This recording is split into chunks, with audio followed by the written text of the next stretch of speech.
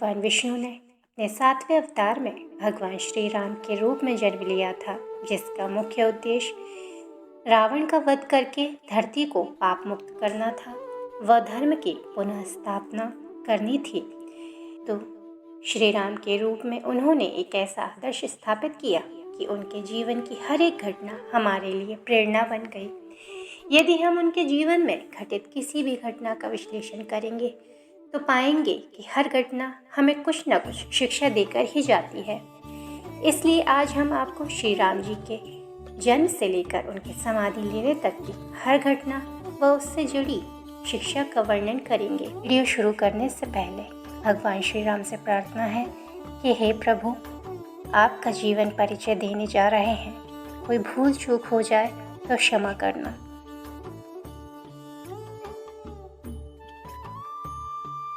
अयोध्या के राजा दशरथ की 3 रानियां थीं, जिनके नाम कौशल्या, कैकेयी व सुमित्रा था।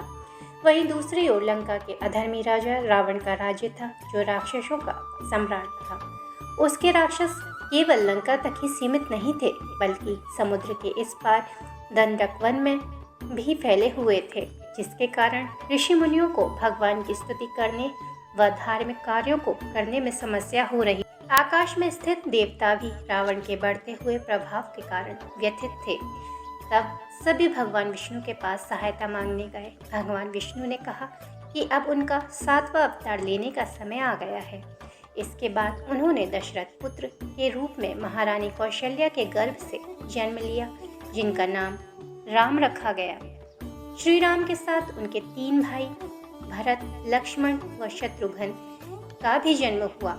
अयोध्या की प्रजा अपने भावी राजा को पाकर अत्यंत प्रसन्न थी तथा चारों ओर उत्सव की तैयारी होने लगी। जन्म के कुछ वर्षों तक श्री राम उनके भाइयों के साथ अयोध्या के राजमहल में रहे। जब उनकी आयु शिक्षा ग्रहण करने की हुई, तब उनका उपनयन संस्कार करके गुरुकुल भेज दिया गया। श्री राम ने अयोध्या के राजकुमार तथा स्वयं नारायण अवतार होते हुए भी विधिवत रूप से गुरुकुल में रहकर शिक्षा ग्रहण की। उनके गुरु अयोध्या के राजगुरु महर्षि वशिष्ठ थे। वे गुरुकुल में बाकी आम शिष्यों की भांति शिक्षा ग्रहण करते, भिक्षा मांगते, भूमि पर सोते, आश्रम की सफाई करते व गुरु की सेवा करते। जब उनकी शिक्षा पूर्ण हो गई, तब उनका पुनः अयोध्या आगमन हुआ। गुरुकुल रहकर उन्होंने अपने 3 छोटे भाइयों को कभी माता पिता की याद नहीं आने दी। उन्होंने स्वयं से पहले हमेशा अपने भाइयों की सोची। उनके 3 भाई भी अपने बड़े भाई की बहुत सेवा करते थे। जब श्री राम विद्या ग्रहण करके अयोध्या वापस आ गए, तब महर्षि विश्वामित्र अयोध्या पधारे।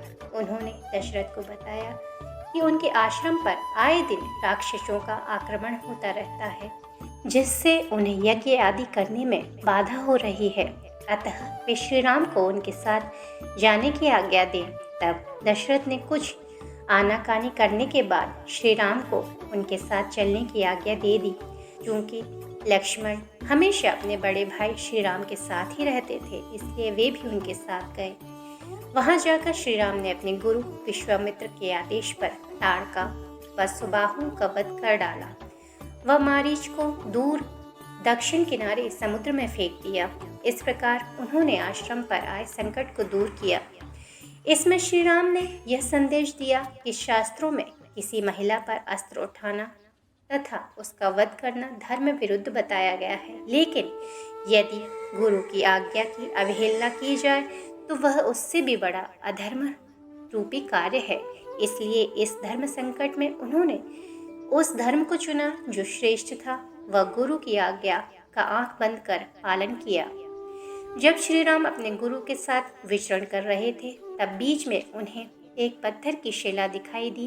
विश्वामित्र ने उन्हें बताया कि यह शिला पहले अहिल्या माता थी, जो गौतम ऋषि के श्राप से पत्थर की शिला बन गई हैं। तब से यह प्रभु चरणों के स्पर्श की प्रतीक्षा कर रही हैं, ताकि इनका फिर से उद्धार हो सके। यह सुनते ही श्री राम ने अपने चरणों के स्पर्श से माता अहिल्या का उद्धार किया व उन्हें मुक्ति दी। इसके बाद ब्रह्म ऋषि विश्वामित्र उन्हें व लक्ष्मण को लेकर मिथिला राज्य गए, जहाँ माता सीता का स्वयंवर था। उस स्वयंवर में महाराज जनक ने एक प्रतियोगिता रखी थी कि जो भी वहां रखे शिव धनुष को उठाकर उस पर प्रत्यंचा चढ़ा देगा, उसका विवाह सबसे बड़ी पुत्री सीता से हो जाएगा। जब श्री राम ने माता सीता को बगीचे में फूल चुनते हुए देखा था, तो उस समय मृत्युलोक में दोनों का प्रथम मिलन हुआ था। दोनों ही जानते थे कि वे भगवान विष्णु व माता लक्ष्मी का अवतार हैं, लेकिन उन्हें मनुष्य रूप में अपना धर्म निभाना था। प्रतियोगिता का शुभारंभ हुआ और एक एक करके सभी राजाओं ने उस शिव धनुष को उठाने का प्रयास किया। वह शिव धनुष इतना भारी था कि इसे 5000 लोग सभा में उठाकर लाए थे।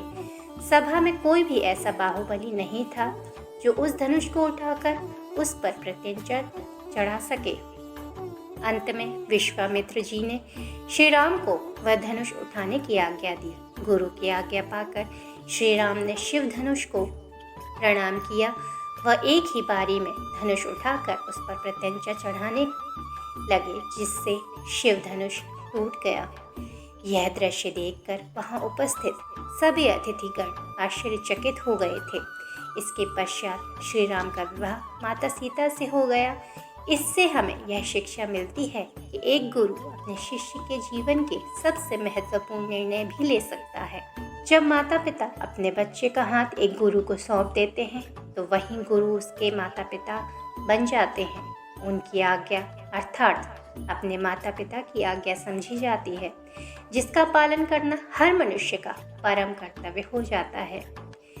उस समय भगवान विष्णु के छठे अवतार भगवान परशुराम भी इस धरती पर उपस्थित थे तथा शिव साधना में लीन थे। जब उन्होंने शिव धनुष के टूटने की आवाज़ सुनी, तो वे अत्यंत क्रोधित हो उठे।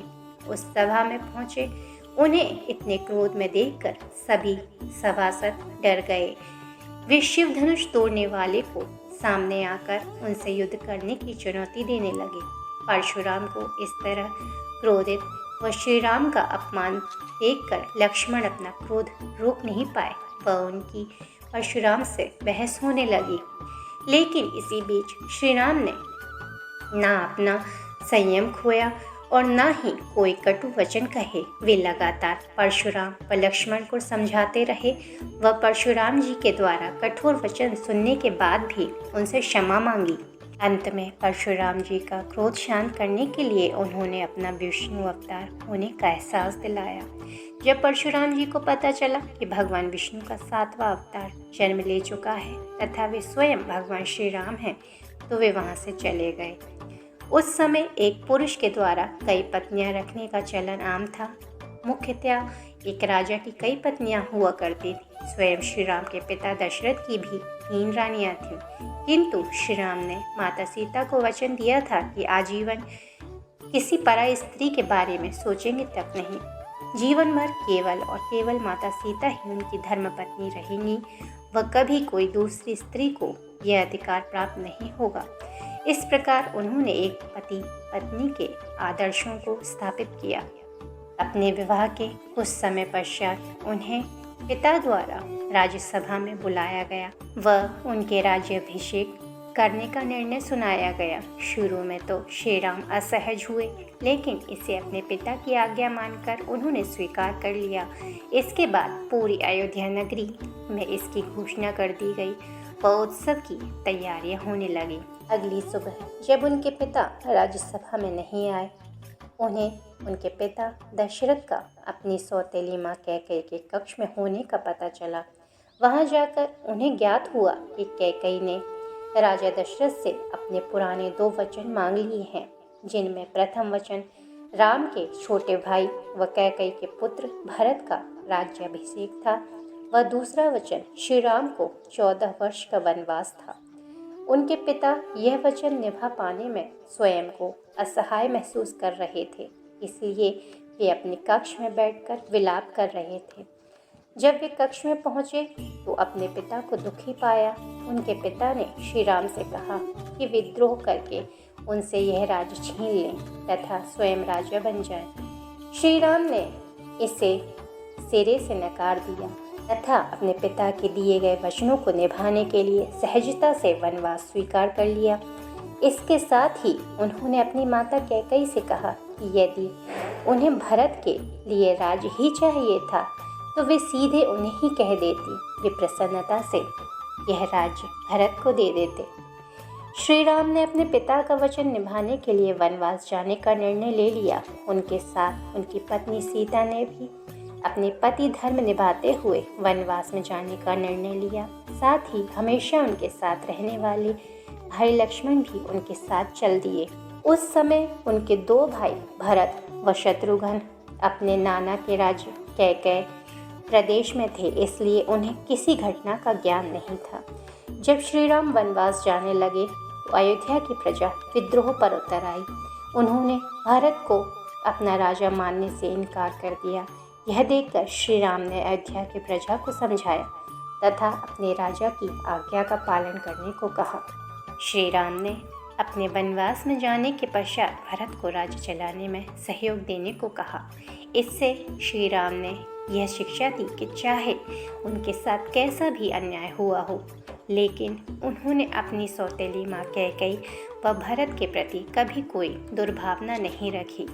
अयोध्या की प्रजा राजा दशरथ को भी भला बुरा कह रही थी। साथ ही लक्ष्मण भी दशरथ व कैकेयी को बुरा समझ रहे थे, लेकिन श्री राम ने सभी से दोनों का सम्मान बनाए रखने को कहा। उन्होंने लक्ष्मण को भी माता कैकेयी का अनादर न करने को कहा। श्री राम ने अयोध्या की प्रजा को बहुत समझाया, लेकिन वह उनसे इतना प्रेम करती थी कि उनके साथ 14 वर्ष वनवास पर जाने के लिए तैयार थी।